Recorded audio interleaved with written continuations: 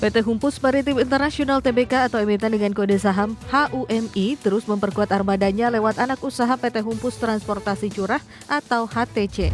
Penambahan kapal ini merupakan bagian dari alokasi belanja modal atau CAPEX tahun 2025.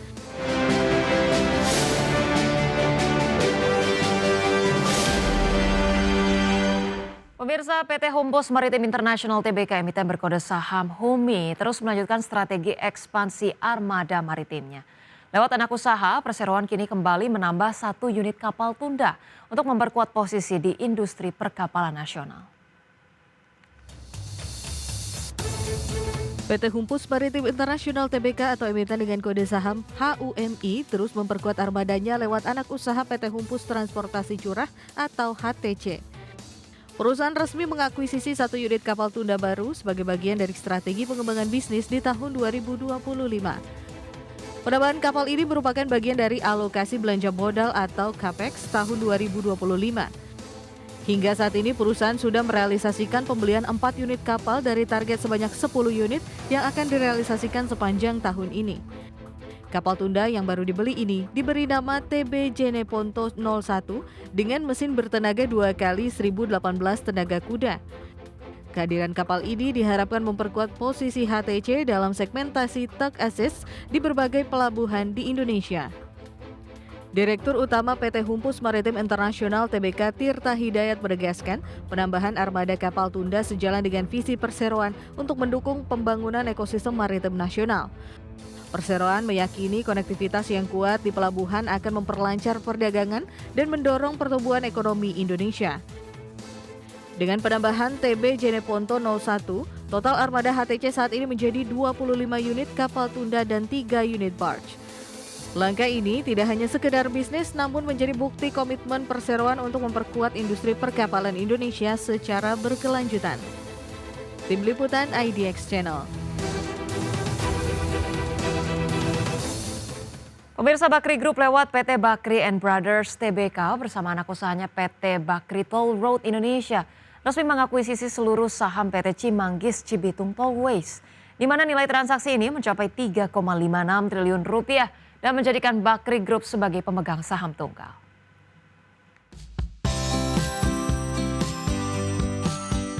PT Bakri and Brothers Tbk emiten dengan kode saham BNBR dan PT Bakri Toll Road Indonesia atau BTI akan menjadi pemegang saham tunggal PT Cimanggis Cibitung Tollways atau CCT. Transaksi ini mencapai 3,56 triliun rupiah dan menjadikan Bakri Group menguasai 100% saham tol Cimanggis Cibitung. Sebelumnya, perseroan dan BTI hanya menguasai 10% saham CCT, sementara 90% sisanya dimiliki PT Sarada Multi Infrastruktur sebesar 55% dan PT Waskita Toll Road sebesar 35%. Melalui akuisisi ini, seluruh saham berpindah ke Bakri Group.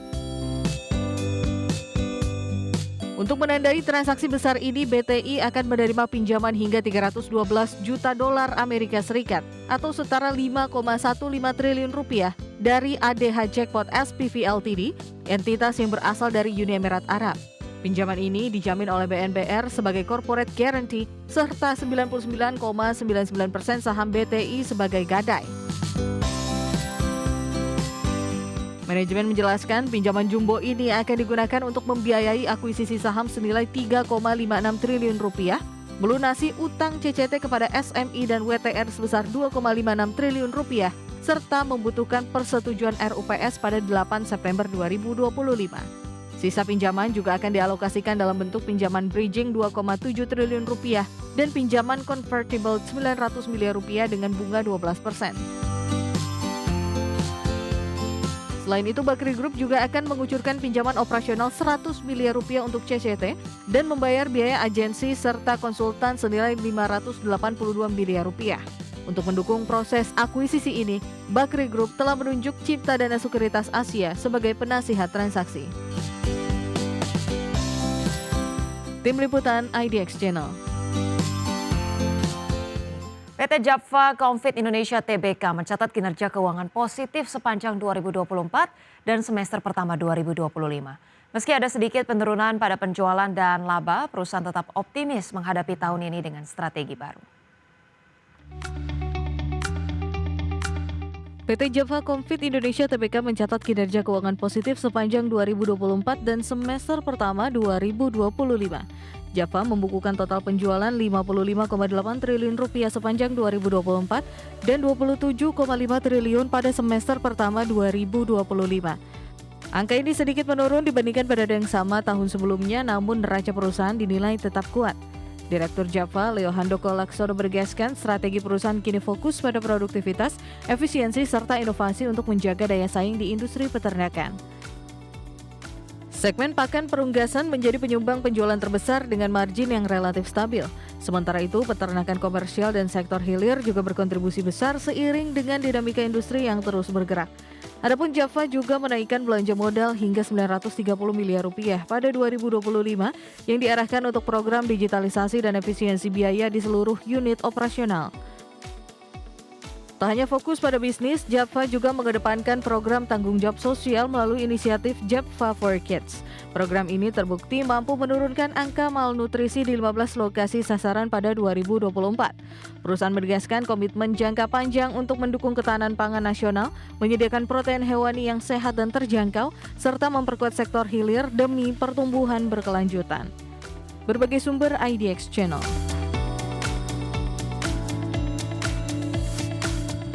Pemirsa, anak usaha PT Sarana Menara Nusantara Tbk emiten berkode saham TOWR kembali meraih fasilitas kredit dari perbankan nasional, di mana kali ini melalui Bank CIMB Niaga dengan nilai 1,5 triliun rupiah.